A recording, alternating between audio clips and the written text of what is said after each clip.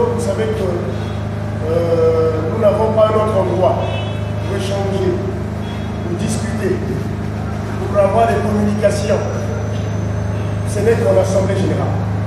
Et c'est l'occasion favorable pour nous d'être là, pour discuter, échanger avec les travailleurs et voir un peu dans les jours à venir qu'est-ce que nous pouvons faire. Le rôle qui est le nôtre, ce n'est pas un petit rôle, c'est un grand rôle. Et un rôle difficile, un travail pénible, chers travailleurs. Voilà pourquoi, toutefois, nous désirons la main d'association des travailleurs. Que les travailleurs puissent soutenir l'œuvre qui se fait. Parce que si les travailleurs n'accompagnent pas l'œuvre qui se fait, ça serait difficile de parvenir. Voilà pourquoi, une fois de plus, merci. Merci parce que chacun de vous a compris. Même si tout le monde n'est pas là. Mais toi, au moins, tu as compris parce que tu dis que cela me concerne.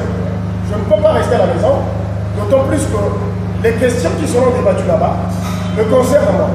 Donc, pourquoi rester à la maison, ne pas être là, écouter et voir de visu pour ne pas qu'on puisse me rapporter des choses.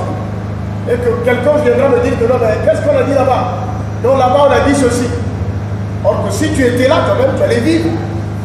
Tu allais peut-être participer, écouter de tes propres oreilles ce qui se dira. Voilà un peu, chers travailleurs. Aujourd'hui, nous sommes le 15 décembre. Et c'est ce jour que nous avions décidé comme ça de tenir notre assemblée générale. C'est une assemblée générale que nous avions qui a été avortée parce que ça allait se tenir le vendredi passé. Faute d'une administration conséquente à la Soweto, c'est ce qui a fait que cette assemblée-là soit reportée aujourd'hui. Sinon, ça devait se passer le vendredi. C'est à la dernière minute que nous avions été saisis par la DRH. C'est la DRH qui nous appelle, non pas par écrit, mais par appel, par téléphone, pour nous dire qu'il y a, soi-disant, une formation qui se tient au niveau du secteur. Donc, il ne serait peut-être pas anodin pour vous de tenir en même temps l'Assemblée générale. Bon. Mais comprenez que l'intersyndicale a toujours été conciliant.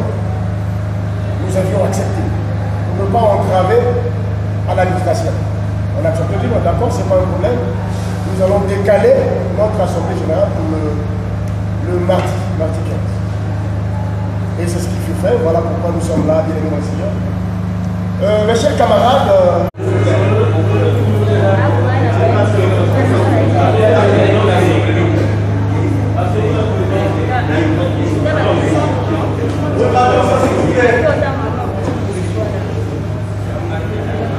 décembre à 12h, au centre de tri et messagerie 7e, les travailleurs de la Sopeco de Brazzaville se sont réunis en assemblée générale extraordinaire, convoquée par l'intersyndicale.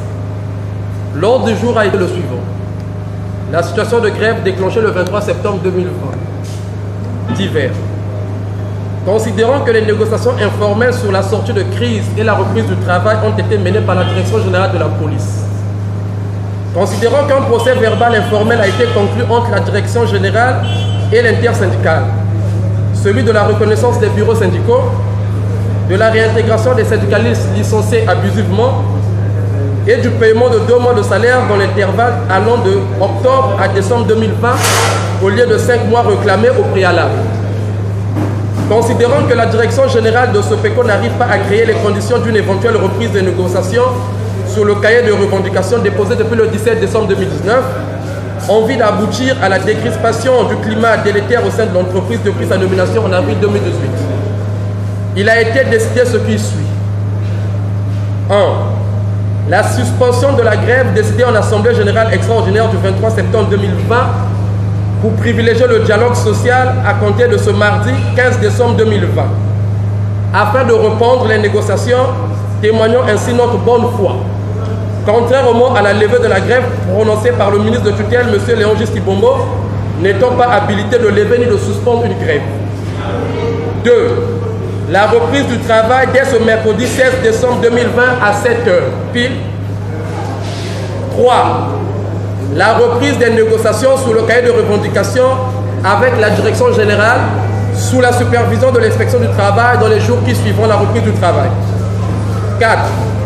L'arrêt de la politique de la direction générale, celle de prolonger les agents admis à la retraite et libérer ceux qui occupent les fonctions en ce moment étant retraités, tels que M. Gabriel Ngombion, délégué départemental de la zone sud, Mme Bafouatika Cécile, receveur principal de Pointe-Noire.